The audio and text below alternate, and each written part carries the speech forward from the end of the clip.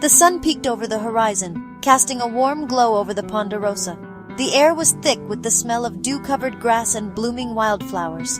Esmeralda hummed a sweet tune as she squeezed lemons for lemonade. Isabel, her brow furrowed in thought, carefully arranged glasses on a rustic wooden table. The air feels different today, Esmeralda. Do you feel it too? Esmeralda paused, glancing at her friend. There's an energy, a nervous energy, like a bird before a storm. Just then, 3 figures emerged from the distance. Don Juvenal, his weathered face etched with years of hard work, led the way. Beside him walked Don Chucho, his eyes sharp and calculating. Trailing behind them was Evaristo, a young man with a brooding intensity. They've been at it since dawn, talking about cattle, about the old days. But there's something more. I can feel it. The men approached the table, their conversation a low rumble in the morning air. The Calantes always were a shifty bunch. Never could be trusted, not even back then. Don Juvenal grunted in agreement. They always wanted what we had. Land, cattle, power. Evaristo remained silent, his gaze fixed on some distant point. His silence spoke volumes, a testament to the weight of history and shared animosity. He knew the story of the Calantes as well as anyone. Tenorio, breakfast is ready. A moment later, Tenorio appeared, a bright smile on his face. He was a young man, full of life and energy, a stark contrast to the brooding Evaristo. Good morning, everyone. The food smells delicious. Tenorio moved among the men, his easy charm disarming. He slapped Don Chucho on the back, exchanged a knowing glance with Evaristo, and kissed Isabel lightly on the cheek. For a moment, the tension seemed to dissipate.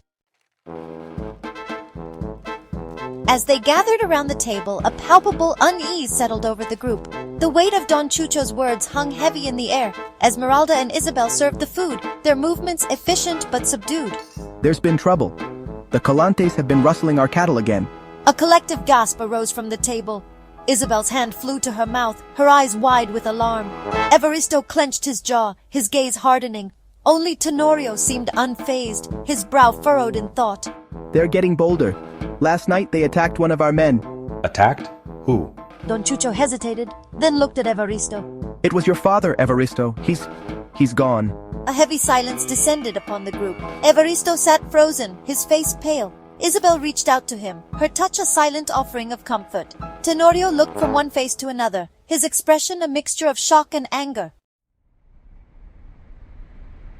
The news of Evaristo's father hit the family like a physical blow. The weight of grief settled over them, mingling with the bitter taste of vengeance. Tenorio, his usual cheerfulness replaced by a steely resolve, rose from his chair. His eyes, normally twinkling with good humor, were now hard as flint. This cannot stand. The Calantes have gone too far this time. Isabel, her face pale with fear, reached for his hand. Tenorio, please, let the law handle this. Don't throw your life away for revenge. He looked at her, his expression softening for a moment. He saw the fear in her eyes, the love and concern that shone through. He gently took her hand, his touch reassuring.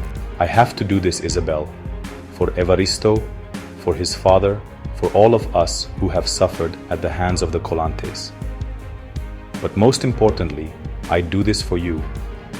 I will not let them hurt you, Isabel. I swear it. His words hung in the air, a solemn vow. As he turned to leave, he could feel the weight of their gazes upon him. He knew the path ahead was fraught with danger, but he would not be deterred. He would confront the Calantes, not just for revenge, but for justice, for peace, and for the love of his life.